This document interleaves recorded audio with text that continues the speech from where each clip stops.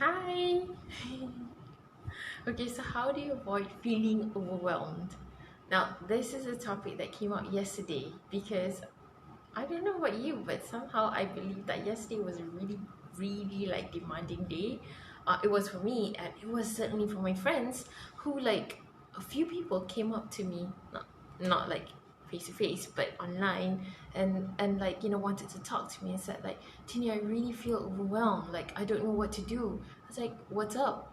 Like, and this is not just one person. There was like I think four in all yesterday, and spilled over to today even, and they said that some of them are learning something new, and when you learn something new it's easy to feel overwhelmed because you're not familiar with it, and you feel like okay, there's a lot to go through, and probably you're like working at the same time, and maybe you're like you have a family, you have kids, you have family, and you have a lot of things to do, and you just feel like there's not enough time for you to go through everything and to make everything perfect and everyone happy, and you feel like slowly you are being pulled apart and you're being torn to pieces.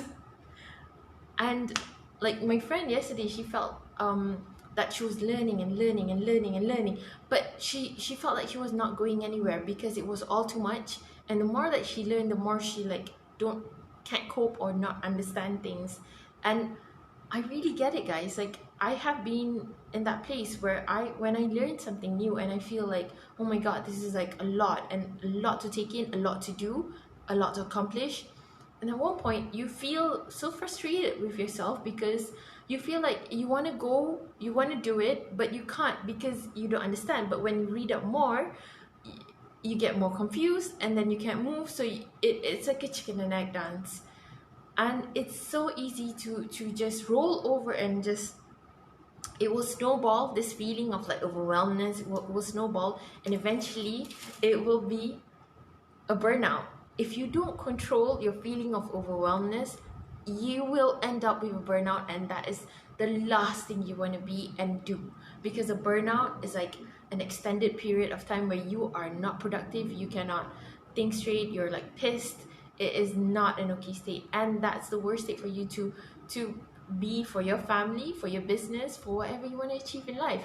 If you are constantly feeling overwhelmed, let's talk about it. I want to share with you what I learned from like the best people in like high performance, because this is dealing with high performance. I learned this from Mel Robbins, from Brenda Burchard, from Lewis House, a lot more I could name, but let's skip that. The thing that I realized that helped me overcome any feeling of overwhelmness is basically when we have a lot of things going on here in our brain. Oh, I gotta do this, I gotta settle this, I gotta call that person, I gotta finish this task, I gotta do this homework, I gotta learn about this, and yet I gotta like handle day-to-day life and kids and family and parents and everything. So whatever that you need to do, whatever that is worrying you, giving you anxiety, you have to do brain dump immediately. You have to take a piece of paper and a pen and immediately write everything down. You guys, if you're coming online now and you're coming with me, just say hi and I'll read the comments in a bit. Hi Rayboon, hi Tom. Can I continue? Okay, so you gotta do that brain dump. It's really important. Put everything that you gotta do. I know that you may think that, oh, I already have that list. Write it again. Obviously that initial list is not working, so you gotta write it again. Write all of the things that is worrying you, that you need to finish, that you need to accomplish, you haven't done it. Okay, so write it all out, and now from that huge list, just pick three things. Just three. Yeah, I know there's like a whole E4 there, but just pick three things, because that is the most optimal amount. Like I've tested it and a lot of people have tested it. This is the most optimal amount. Just choose three things that you can do today to get the needle moving in whatever task you want to accomplish in your business, in your goals, in your health, wealth, relationship goals. Just three things every single day. And another thing that is really important that helped me personally is, I've talked about this before, starting your morning really right, like really the right way, is when you do not touch your phone, and and see all the messages that's coming in, all the comments, because when we see those, we will immediately want to react, because that's human nature. When people reach out to us, we want to like reply immediately, because that's the kind of person we are. We are very reactive. However, it is not in your best interest to reply to every single message at the time that it comes in, because you have to respect the time that you have in doing whatever you need to do to move any goal that you need to move in your life and in your business. So you need to set healthy boundaries. Healthy boundaries, this is healthy stuff for you. Nobody's gonna think about this except for you. And just spare that time in the morning, whatever, if you have like 6 hours, 7 hours, or if you have 3 hours just for yourself to work on your task, and time block it. And within those time blocks, make sure there's 3 time blocks. And after you finish one time block, make sure that during that time block, there's no interruptions whatsoever. Like, I do not appreciate any intrusions. I do not accept any calls. If somebody died, okay, that's like the biggest thing. If somebody died, somebody will call you like 3 times to let you know. It's okay. Don't worry. Everybody and everyone will still be online. You just need to do what you need to do for you, okay? So set those time blocks for yourself, and then in between that time blocks, do not accept any intrusion whatsoever. And in between those time blocks, like after you finish one task and then you want to go to another task, make sure that you give your mind a break, because your mental needs that.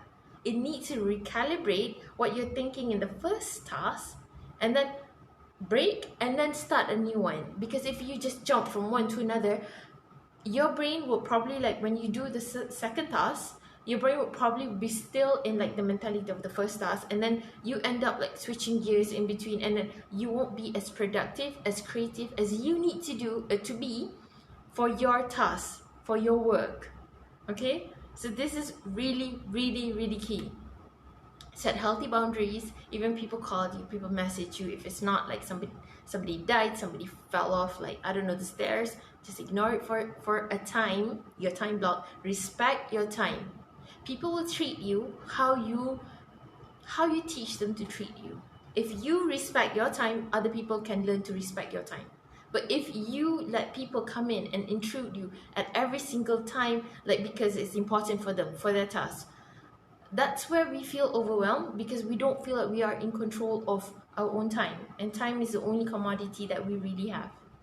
So once you get that time block, respect it, and then give yourself a break, go pray, go meditate, go eat a snack or whatever, and then move on to the next task, and then the next task, until you're done for the day. Then you can have like some time for whatever you schedule yourself to do. And if you feel like, okay, within that time block, I didn't get to finish, I didn't get to do, don't worry, schedule another time block, just like before you sleep, or preferably not before you sleep, preferably like right before or right after dinner, half an hour, and call this your catch-up time. Catch-up time is when you catch up on the first task or the second task, things that you just need to finish a little bit more. Yeah, so you don't drag out the time blocks. You catch up during the times that you schedule it to catch up. And this is really, really important. And this has helped me, like, let me just repeat. First, brain dump everything, schedule it according to importance, and time block, and respect that time block. People will respect your time if you respect your own time, okay? Do not accept any intrusion to your time. Then you will see like the needle moving forward in your business, in your task. And that's how you get things moving, but you don't feel overwhelmed. You are in control. And always, always, always in between the time blocks, and especially during early morning, reset, make sure that you are centered, your gravity centered, your feelings, your emotion, because anything that you want to achieve, the driving force is how you feel about it. If you are coming from a state of, I'm so tired, I cannot do this, and like people are coming at me in a victim mode, that is how you're gonna run for the rest of the day. And that is not a powerful state to be in. So you have to be certain within you in the morning. Set this in the morning. That's why I don't touch my phone in the morning. Like, set it center gravity yourself that whatever comes, I can take it. Whatever comes, I'll deal with it. Whatever comes, I'll figure it out. This is really important. And this is what helps you overcome overwhelm. Knowing that whatever happens, you can still figure it out. And there's a place and a time for everything. So set your time and respect it. Then other people will learn to respect your time as well. So I hope this helps, because I've been getting a lot of messages of people being overwhelmed, and I really hope this helps for you. Okay, so thank you for tuning in, guys. I just want to like say hi. Sally's here. Hi, Gerald. Hi, Evan. Hi, Tom. Tom just commented like, next time one of my boys fall and start crying, I will tell them to schedule an appointment to get my attention and comfort. Actually, yes, that's what I tell my husband. No. I mean, like kids. I mean, what do you expect? But in between, when they're not there, like I get to schedule my time. But that's why I am really, really focused. Like when my kids are not around, my time blocks are like Nazi time blocks. Like, yeah. But when my kids are back, because they don't understand this, they can't compute this. It's like, you know, yeah, they're constantly up in my face, touching my boobies. I should have not said boobies. Anyway, they are just up in my face. So yeah, there's always a time for family and there's time to like time block. And some people don't get it. If it's your kids, it's fine. Unless you can, you know, just rent them out or get somebody to adopt them. I tried. Hi, Shane. Okay, so thank you guys for tuning in. I really hope this helps you, and sending you out all love and a lot of center gravity and just control for today. Love, love, love you. See you tomorrow.